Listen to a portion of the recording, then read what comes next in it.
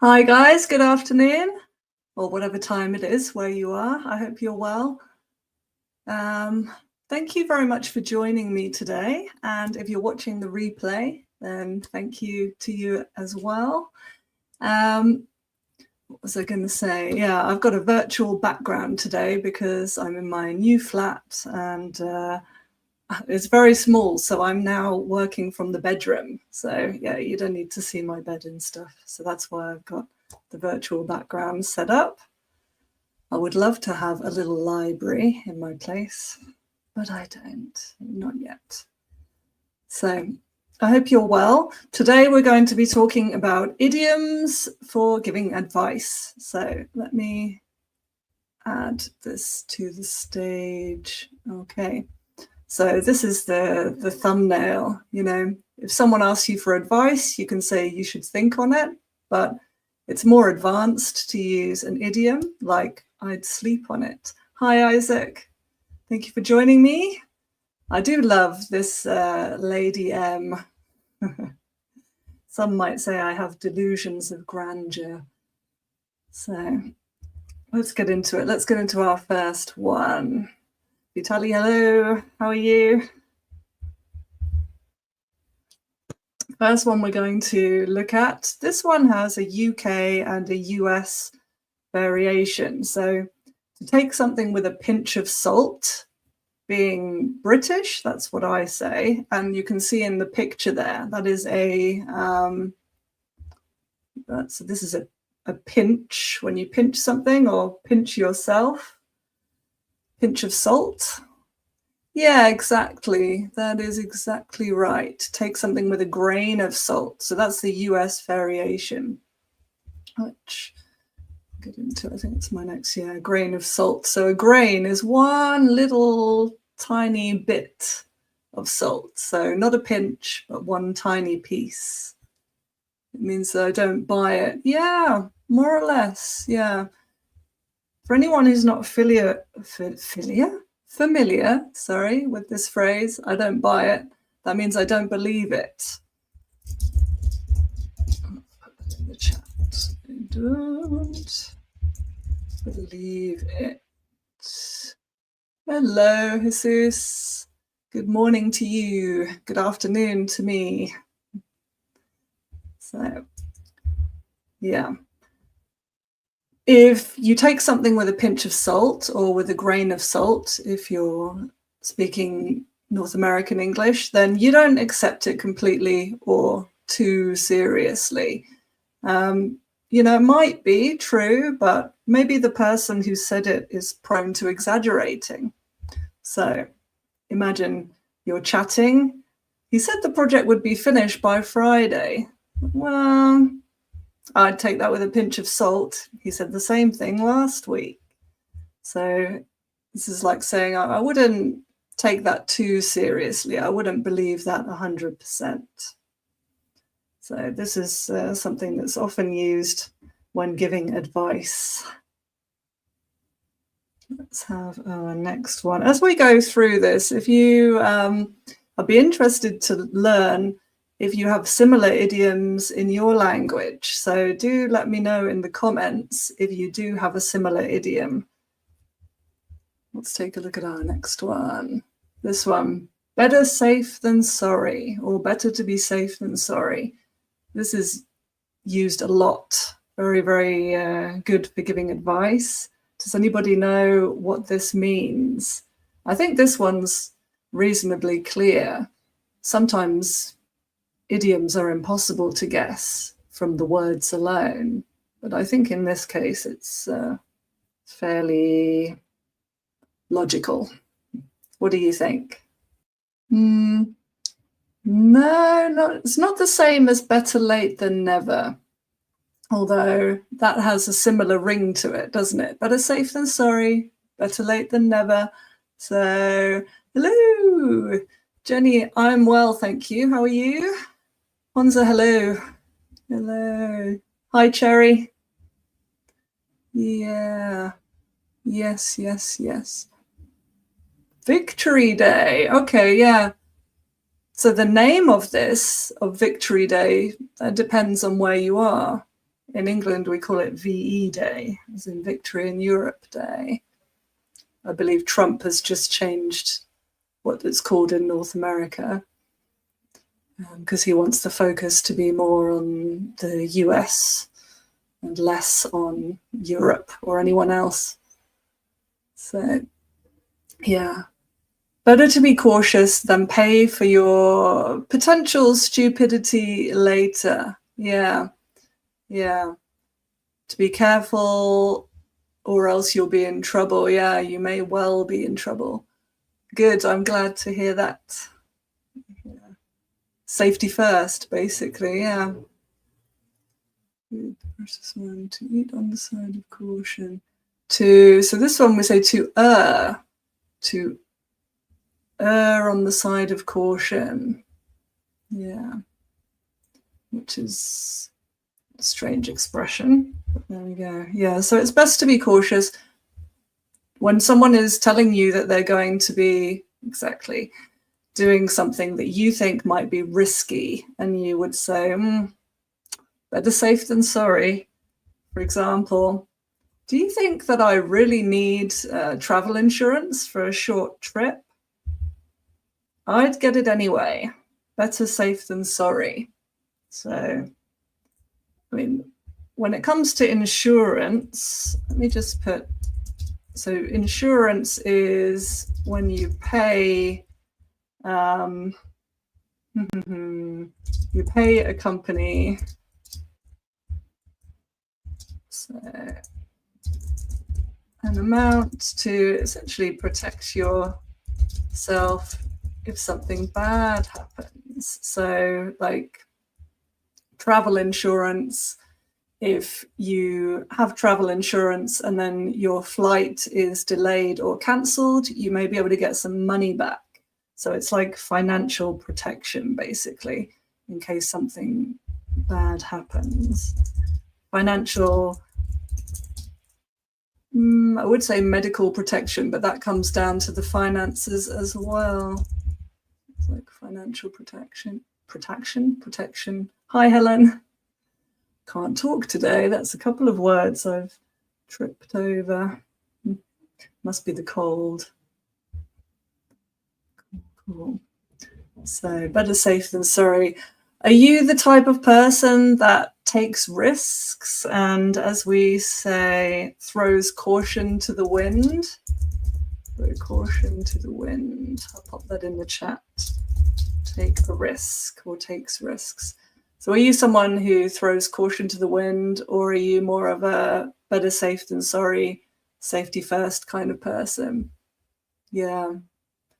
Yes. So insurance, financial protection, or like medical coverage, which again comes down to the finance, doesn't it? The health insurance or travel insurance pays for the medical care that you might need if something happened to you while you're on holiday.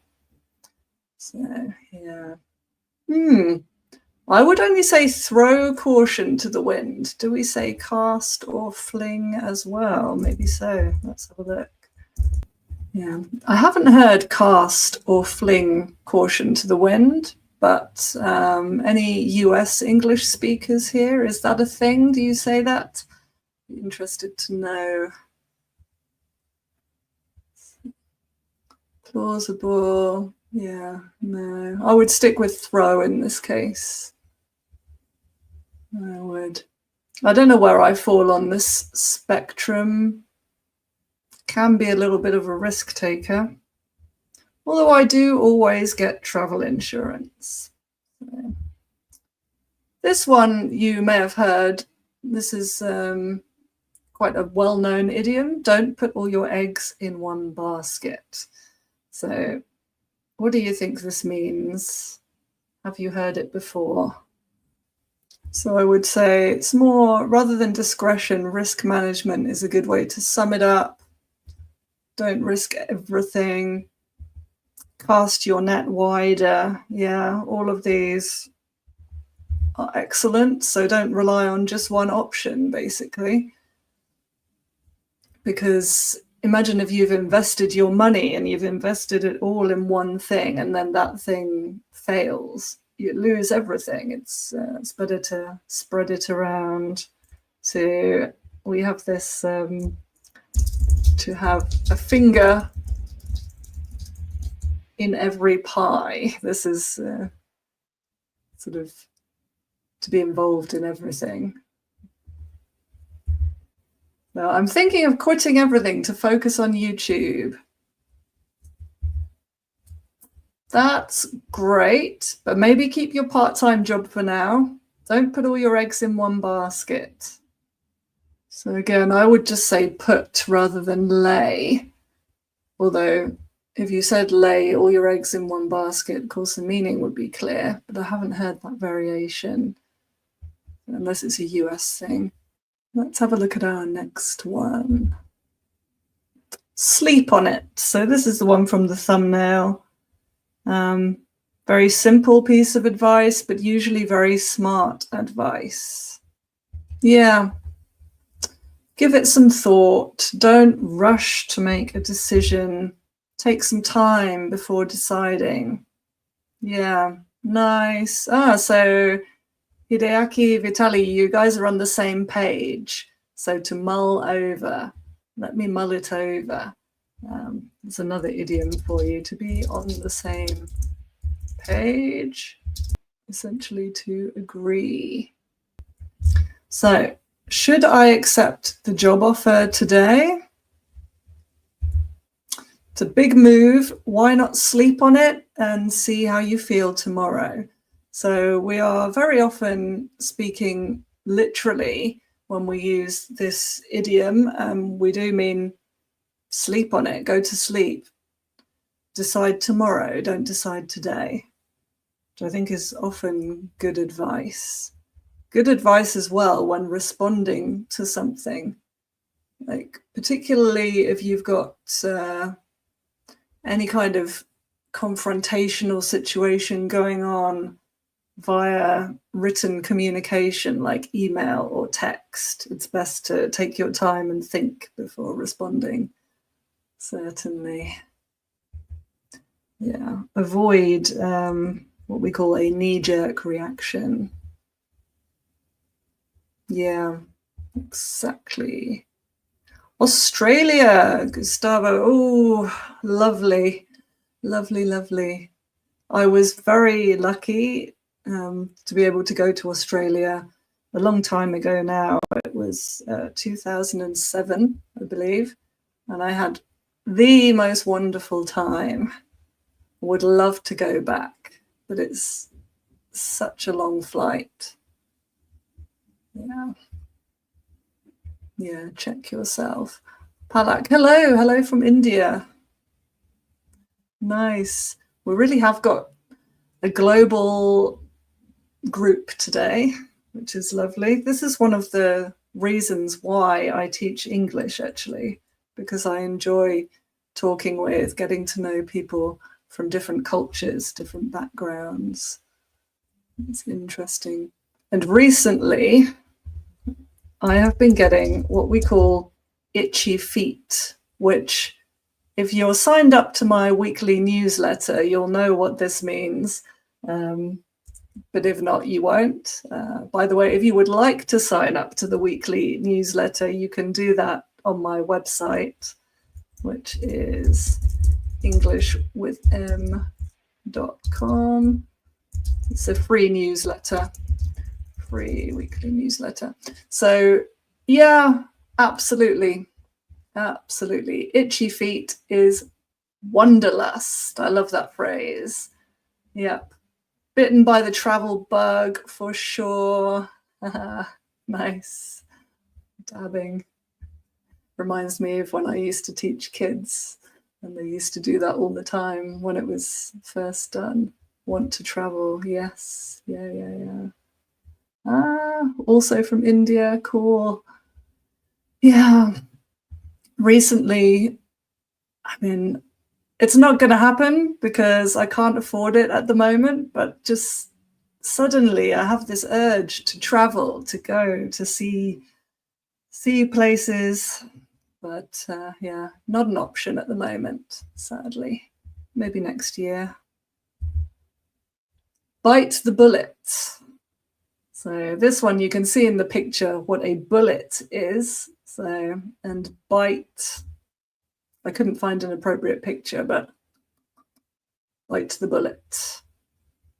So, funny one.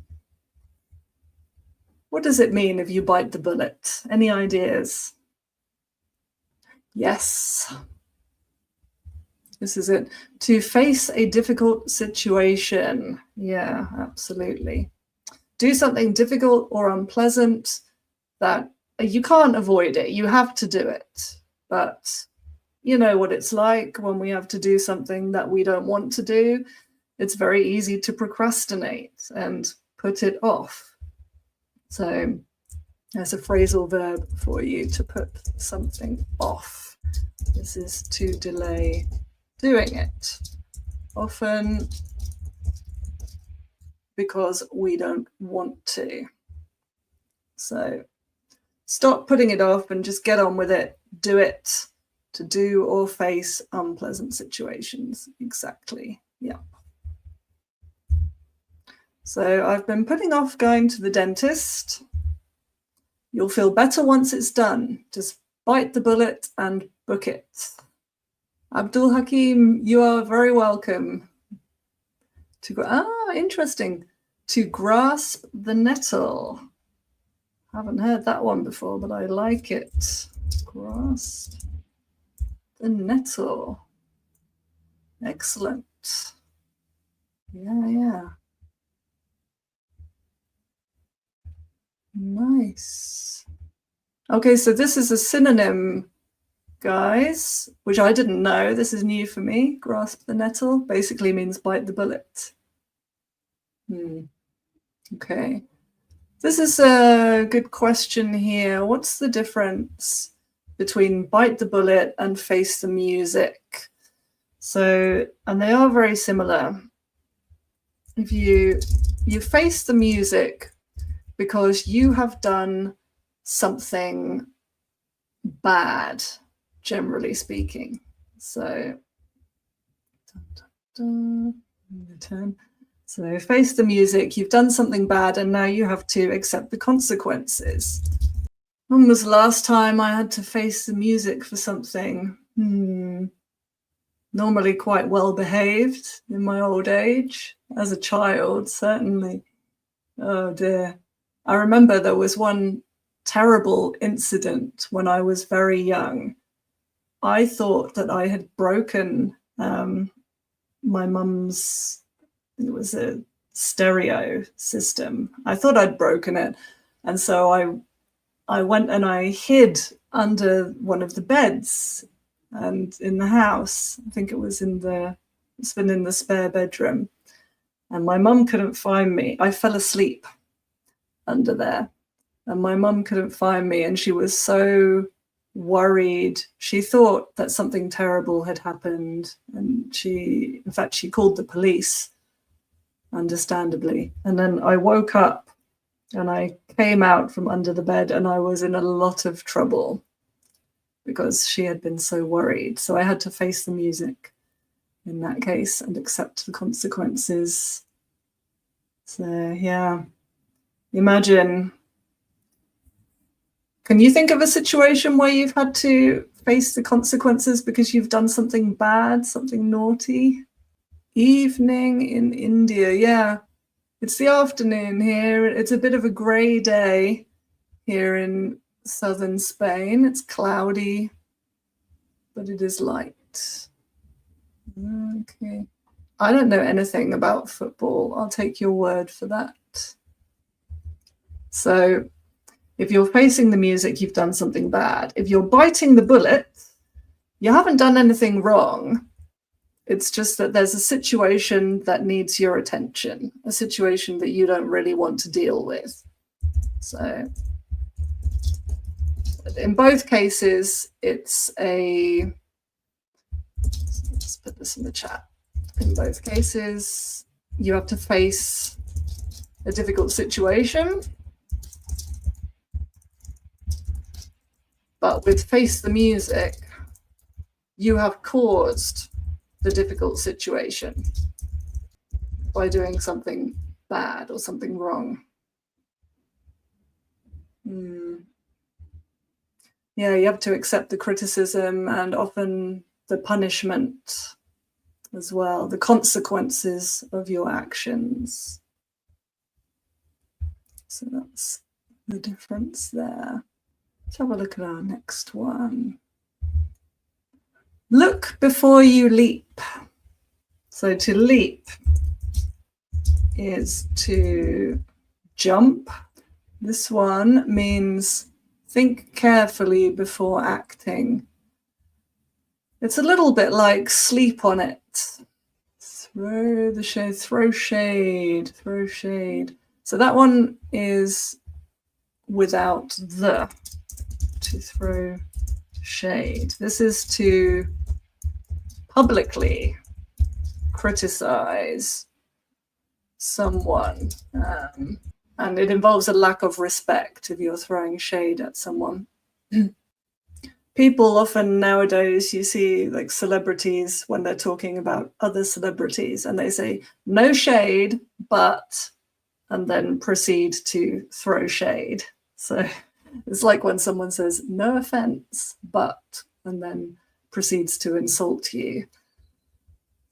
That but, yeah, nice. Don't act precipitously. I love this word, precipitously. Don't act rashly. Think. Stop and think. I want to move abroad and start afresh.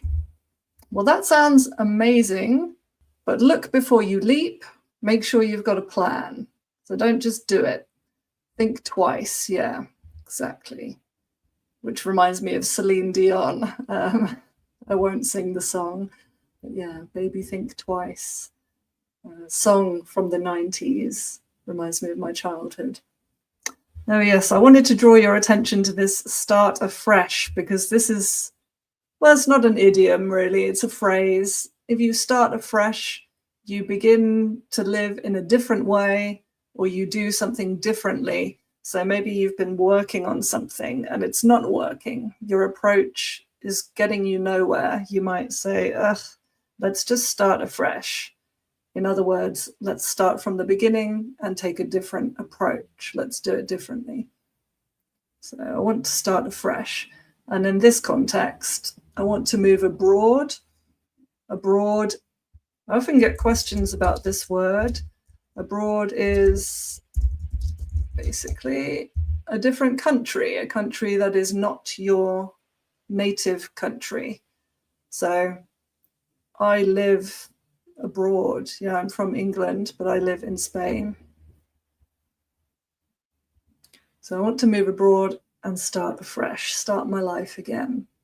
Put yourself in someone's shoes. We can also say place or position. Yeah.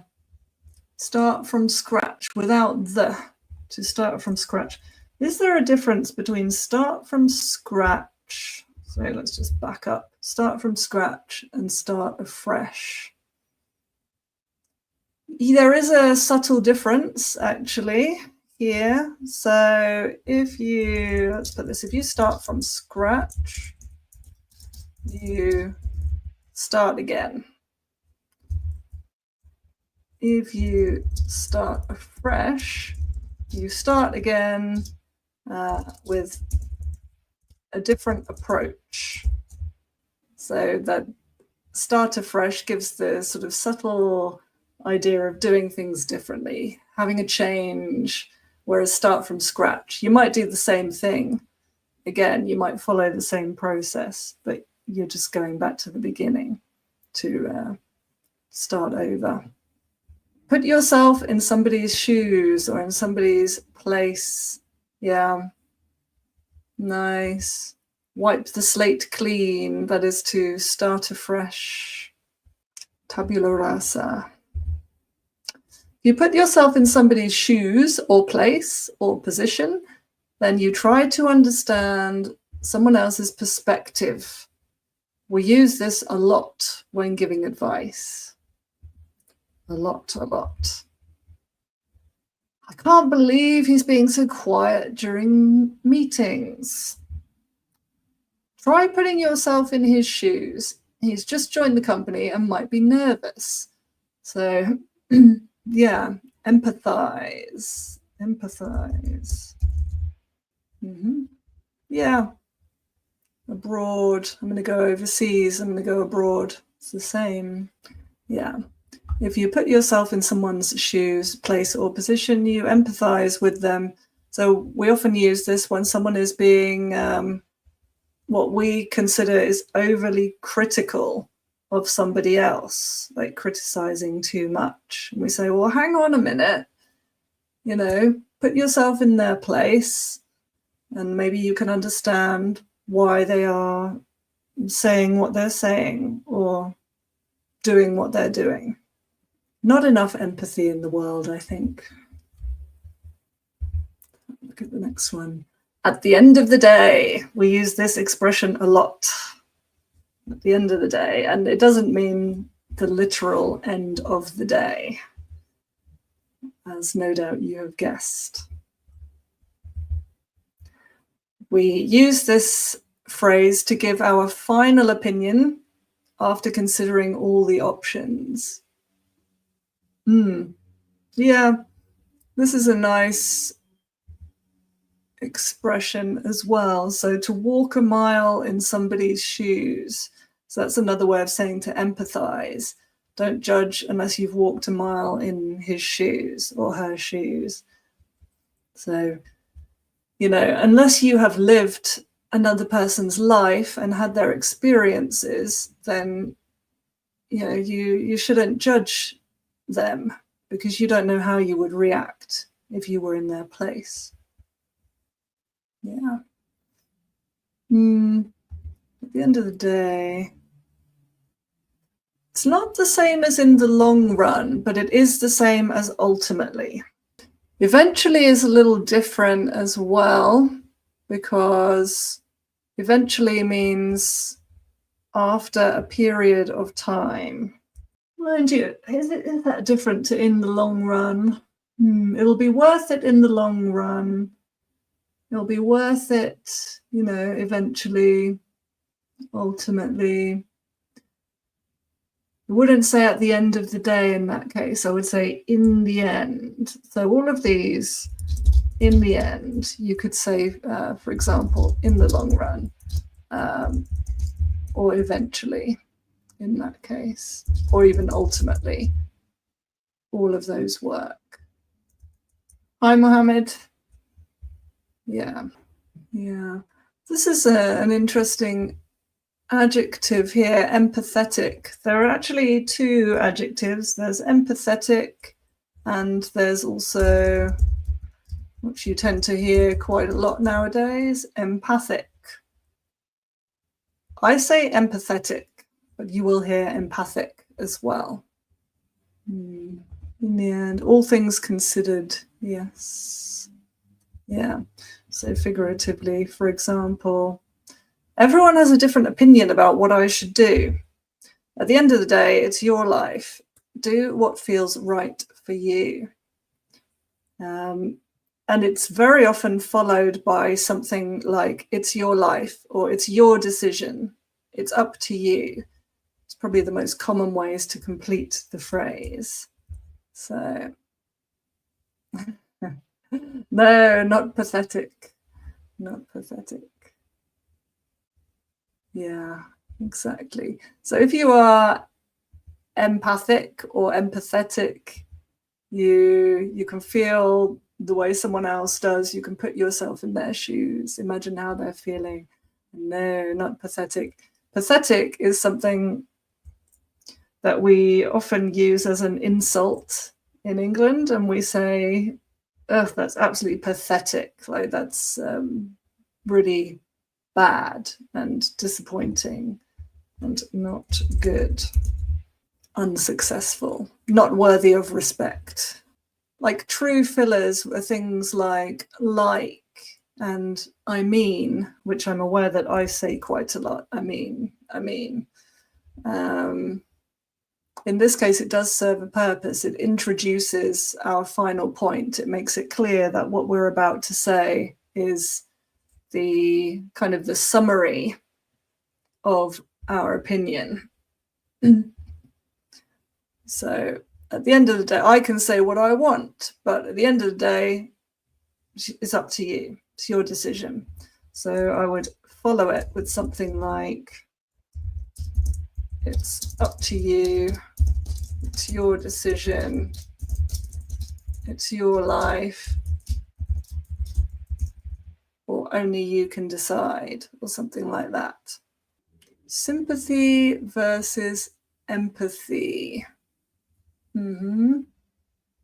That's a good question. Perhaps I'll add that to my video list. Yeah, it's kind of like in summary, to sum up. Let's have a look at this one. There's no time like the present. This is a very common one as well, which I imagine you can sort of guess the meaning of this one. So if you say there's no time like the present, you're encouraging someone to act now. Don't wait. So I've been meaning to sign up for that writing course. Yeah, exactly. Then go for it. There's no time like the present. Do it now. Dawood, hello. Thank you for joining us. Strike while the iron is hot. Yes, nice. Another nice expression. Do it now. Time is of the essence. Yeah. Time is of the essence implies an even kind of greater degree of urgency. So there's no time like the present means why wait? Got nothing to lose. Do it now. Time is of the essence means that you shouldn't wait because you might lose the opportunity. So I'd say that this is, that time is a bigger issue if you say that time is of the essence. Don't miss out. Act fast. Call it a day. Call it a day. Sometimes we could all learn this lesson, I think, to call it a day. Stop doing something, especially if it's no longer effective or productive. If you take it on the chin, that's a little different. So, interesting idiom. If you take it on the chin, then you sort of accept something unpleasant. I guess you're not happy about it, but you have to accept it. So something that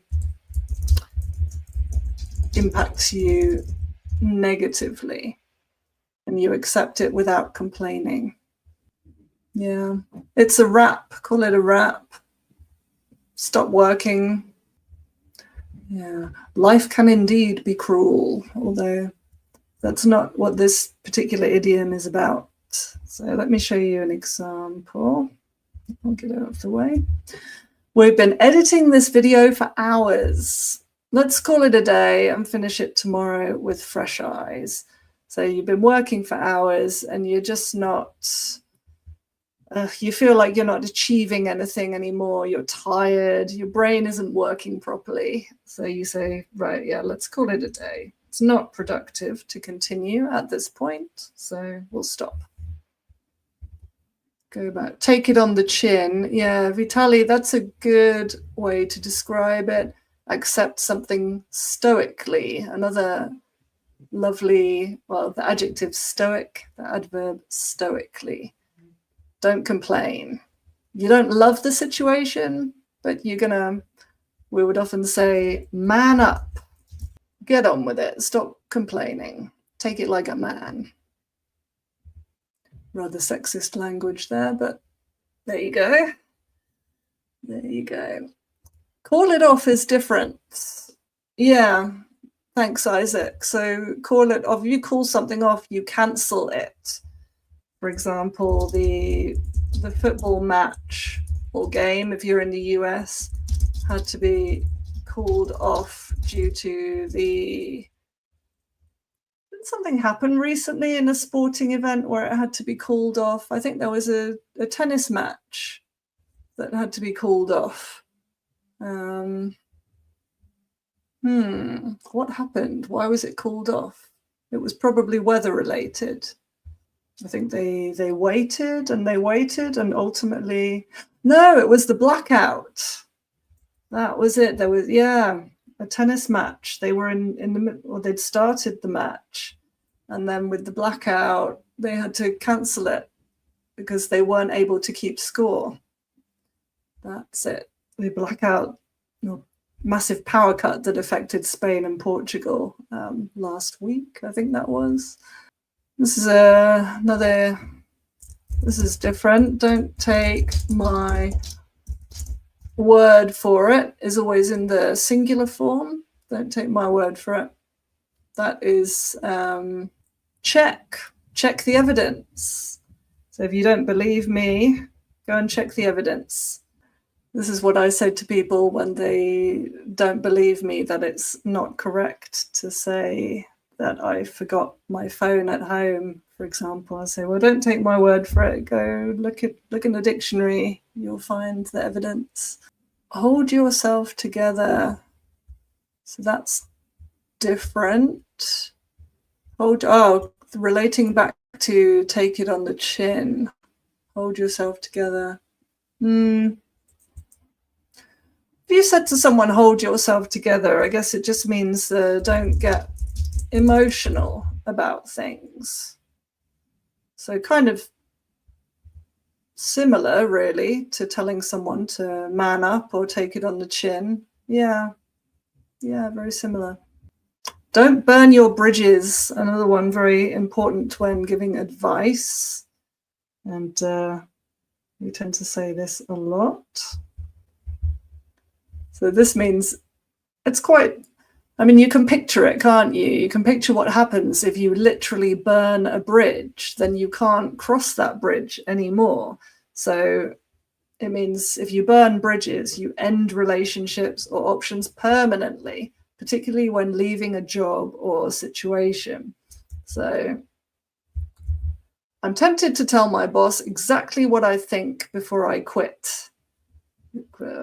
Most of us have been in this situation. So I get it, but don't burn your bridges. You might need a reference letter.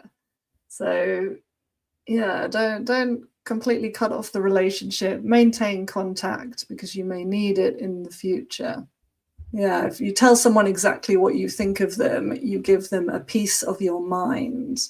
So you could say, I'm tempted to give my boss a piece of my mind before I quit. Then you might say, don't burn your bridges. Don't burn your bridges. Yeah, I would agree with this about empathetic versus sympathetic. Really feeling what the person is feeling. You're not just sorry that they're having a bad time. You're feeling that bad time too. You're putting yourself in their shoes, essentially. End on a cordial note. Oh dear. Oh dear. I'm not generally a bridge burner. I don't think there have been many circumstances where I would want to burn bridges particularly, fortunately. Let's have a look at our next one. Keep your chin up. People very often say this. What do you think this means?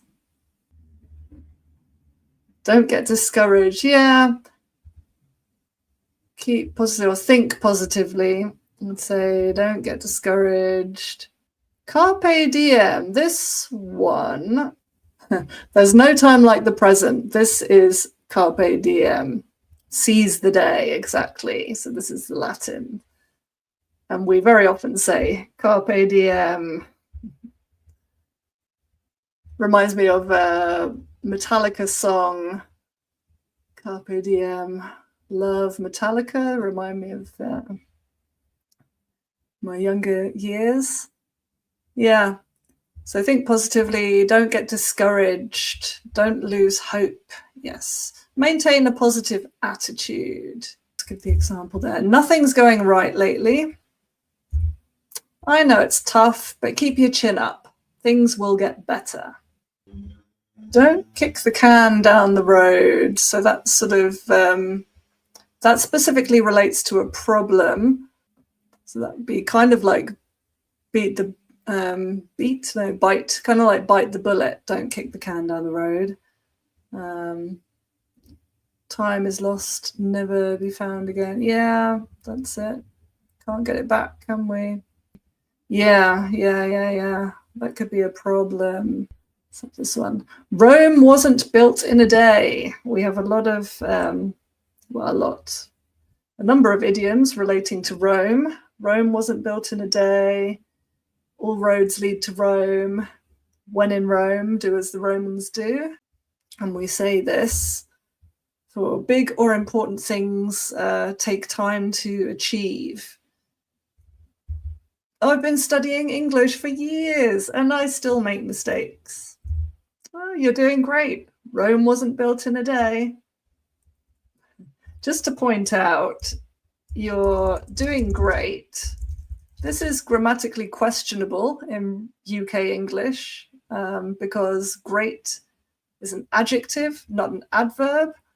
But I mean, really, it's grammatically questionable in the UK. In North American English, adjectives are often used in place of adverbs, like, how are you? I'm good. Whereas in the UK or in UK English, really, you should say I'm well. But the reality is that nowadays, unless you're doing an exam, then it's very, very normal to use good and great in this way. I'm doing great, I'm doing good, in the UK as well as in the US. Yeah. Take your time, don't rush. Yeah. Similar. Chin up. Chin up is specifically kind of to make someone feel happier, like be more positive than you're being.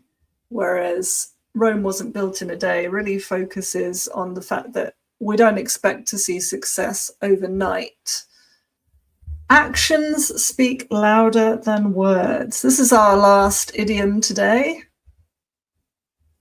This is one that we use a lot. We use this a lot when we're giving relationship advice, actually. Actions speak louder than words. And it means, as it suggests, that what people do is more important than what they say. He keeps saying he supports the team, but he never shows up. Well, exactly. Actions speak louder than words. In other words, although he says he supports the team, his actions show that he does not. So, put your money where your mouth is. I haven't heard this. Keep your pecker up. Try to stay happy when things are difficult. Okay. Interesting. This one, I think this is rather old-fashioned. I don't think I've ever heard anyone say, keep your pecker up. Partly because pecker nowadays has a bit of a vulgar meaning, so it would be avoided. It's interesting how the vocabulary changes with time. Yeah. Actions speak louder than words. Put your money where your mouth is. This is slightly different. So practice what you preach. This is to do what you tell others to do. Lead by example. The opposite is do as I say, not as I do. You can talk the talk, but can you walk the walk? Indeed. Indeed. So, yeah, practice what you preach. Do what you tell others to do is what that means, or lead by example. And people often say, do as I say, not as I do, when they're telling you to do something. But they know that they are a hypocrite. You know, they don't always practice what they preach. So yeah, action better than words for sure. Right. We are going to have to wind it up. Call it a day for today because I have a class in 5 minutes. It is other words that come to mind, which I won't go into them now, but feel free to look them up. Fanny's another one that has changed over time and is different actually in UK and US English. Quite funny in both. David, you are very welcome. Rules for thee, but not for me. Yes, indeed, indeed. Yeah, one rule for you and another for everybody else. So those are for the people who don't practice what they preach or don't do as they tell others to do. For the hypocrites. Every cloud has a silver lining. Yeah, there's something good in every situation. So people often shorten that and just say every cloud. Cool. You are very, very welcome. Yeah, fanny pack US. We call that a bum bag in the UK. Cool. Yeah. Okay. Thank you very much for joining me today, guys. And thank you to anyone who's watching the replay. Thank you and big hugs to my channel members. Thank you for supporting the channel. And yeah, I'll see you guys in the next one. In fact, yeah, this weekend I'll be posting a video which relates to UK-US phrasal verb differences, actually. So look out for that one. Cool. Vitaly, a pleasure. Hideaki, you are welcome. Cool. Bye, Jesus. See you guys soon.